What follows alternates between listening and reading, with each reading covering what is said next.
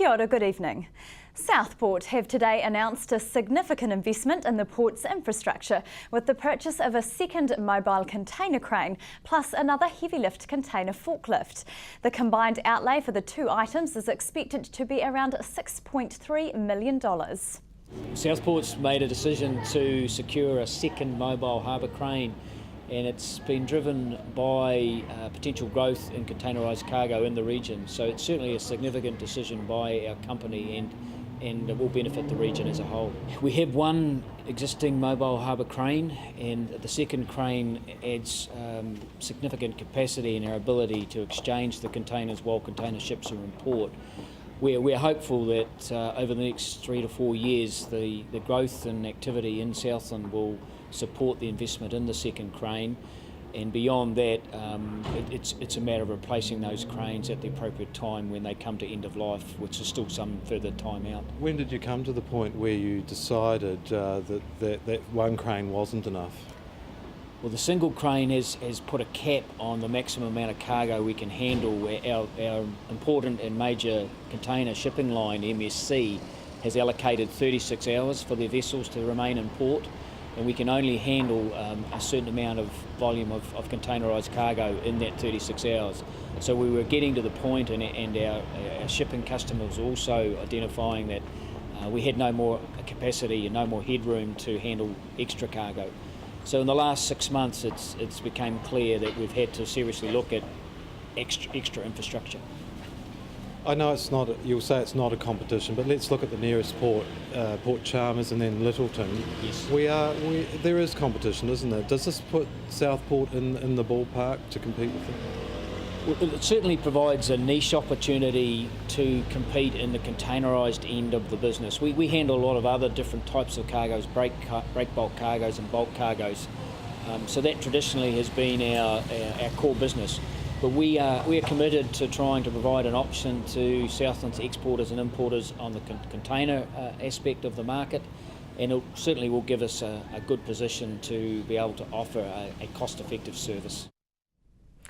The Ministry for Primary Industries is cautioning New Zealand consumers a small quantity of fresh fruit sold in recent weeks carries a low risk of being contaminated with hepatitis A. A person packing a variety of apples in a Hawke's Bay packhouse has been diagnosed with hepatitis A. While some fruit's been traced, approximately 1,400 cartons were sold domestically, with the fruit either consumed or still in people's homes. The Ministry recommends New Zealand beauty apples purchased at Countdown, Fresh Choice and SuperValue supermarkets in the South Island between 27th of February and 13th of March be either cooked before eating or thrown out. Royal Gala apples and Golden Queen peaches sold at a number of outlets in the North Island may also be at risk of contamination. The annual influenza immunisation campaign is underway, and Plunket are right behind the movement. Influenza kills around 400 New Zealanders directly or indirectly each year, and last year hospitalised more than 1,000. Influenza immunisation is free to those over 65 and people with ongoing health conditions like asthma, diabetes or heart problems. Plunket is encouraging expectant mums to take advantage of the free immunisation available to them, and say because babies under 6 months are too young to be immunised, if mums are vaccinated, they can pass protection on to their baby. We actually want to follow up with the flu vaccinations, Margot, for pregnant mums. We're just really passionate about mothers and babies and families being healthy. So for us, we just want to endorse what the Ministry of Health is making available now for free.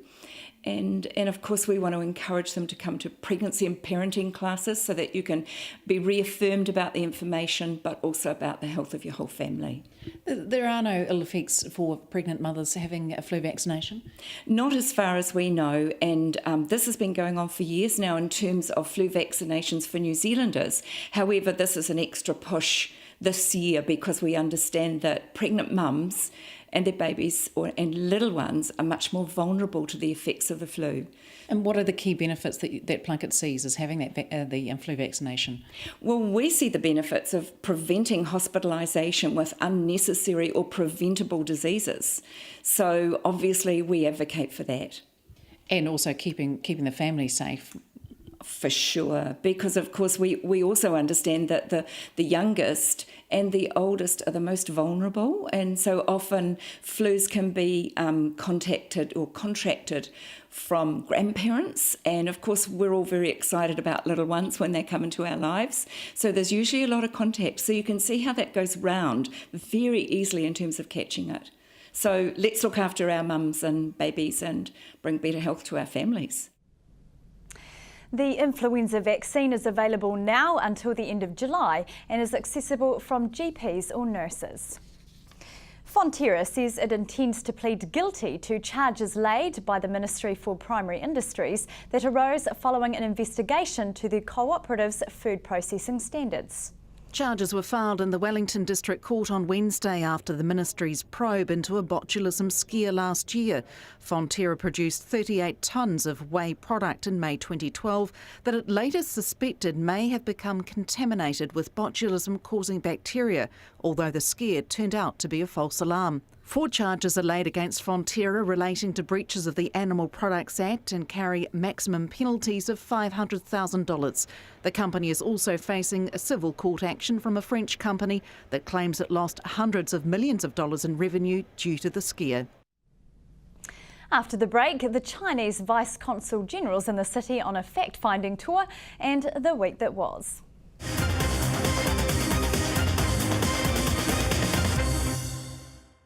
Welcome back. Invercargill City Councillor Lindsay Thomas is applauding the show of unity from the region's mayors on the subject of psychoactive substances earlier this week. The councillor is part of a new committee established to formulate a region-wide policy that could see retailers of products like synthetic cannabis restricted as to where they can operate. There's a draft policy that'll be submitted out on the April the 14th, I think it is, and that lasts for a month. And then what will happen is people will submit either for or against. The 3 joint councils, the district, the Gore Council and the ICC have 2 representatives on that committee. The submissions will be heard and decisions around the sale of psychoactive substances will take place. We're talking about the location of those outlets, aren't we, primarily? Primarily locations and distances from certain facilities like childcare facilities, residential areas, churches, community areas even. So if people get the policy, they need to read it and they need to submit. I have to say I've canvassed a few people that do smoke cannabis that have tried the synthetic. They have no time for the synthetic.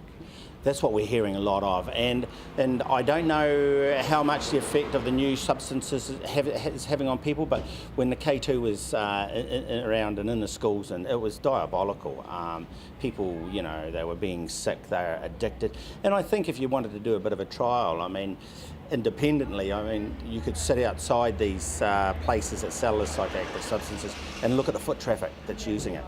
It's amazing. It tells a story, doesn't it? It tells a huge story. I mean, and you know, the customers are going in and out those doors, just phenomenal. The iconic Bluff Oyster and Food Festival is set to feature many firm favourites, but there are a number of new attractions lined up for this year's event too. Saturday 24th of May is the date for this year's festival, where 30,000 succulent bluff oysters will be served cooked, raw, in pies and in shots. Smoked eel from North Canterbury is expected to be another drawcard, while honest Southland red lamb will feature for the first time, along with haggis. Crayfish will also grace the menu this year, as well as traditional favourites like blue cod, seafood chowder, kina, mussels, salmon and mutton bird. The annual Creativity Awards, oyster eating and opening races, plus quality musical entertainment will round out the day. In what is becoming a regular occurrence, the city has hosted another visit by a Chinese dignitary. Christchurch-based Vice Consul General Li Xin has been in the country for 6 months and has used the last couple of days to familiarise himself with Southland, its people and its industry. Mr Xin met with city councillors today, where the advancement of the sister city relationship with Su Chen was discussed, as well as a possible visit to the city by a council delegation later this year. I came to New Zealand last July, and this is my first time to Southland. and I will have a 2-day visit here. And yesterday I went to the Tiwai aluminum smelter, and I visited Port Bluff, and have the several discussions with the city council here, and it's very helpful. And just now, I had a very good meeting with the several city councillors, and I introduced the advantages Southland has, and to discuss with them what kind of potential we may have in the future. Just I want to put some more content into that framework of the MOU between Invercargill and Southland to make it more, to give something real here. To take it to that next step from that sister city relationship forward. Yes. And I was told that there may be some kind of delegation visiting Southland this year, and I had put forward some suggestions to them, and also we will, through our channel, we will do some kind of push forward for the Southland to further promote the cooperation. Are you impressed by what you see here? Yes. The first thing I want to say is scenery here is very beautiful. Yes, especially the weather is good. Yeah, I'm very lucky. Yes, and the second thing that the local people is are very friendly, because last night I had a meeting with the Chinese community here, and some students from the SIT.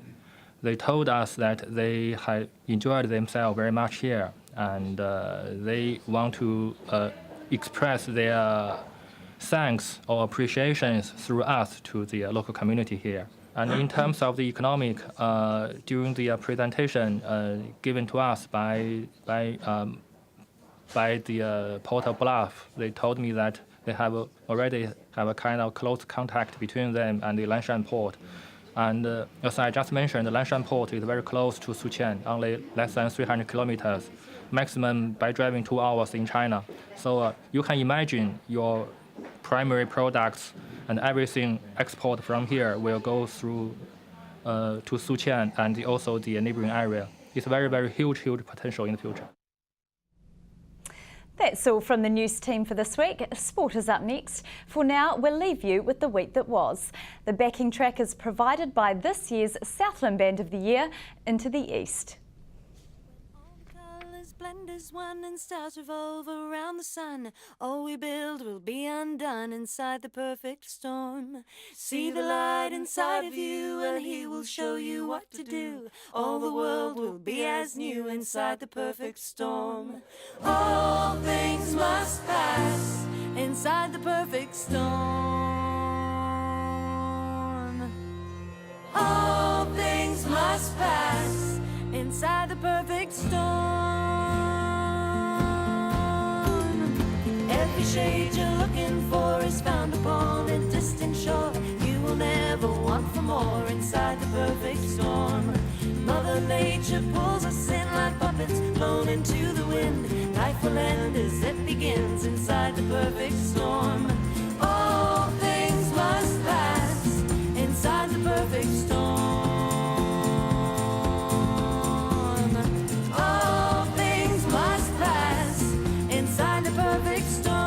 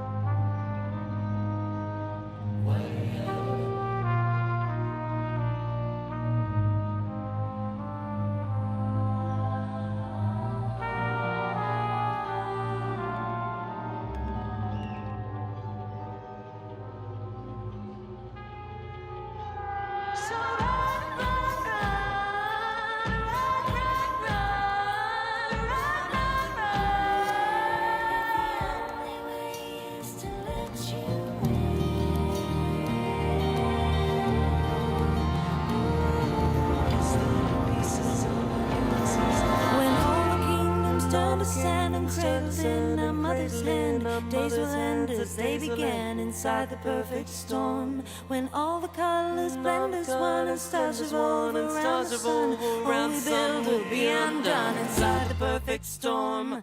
Oh,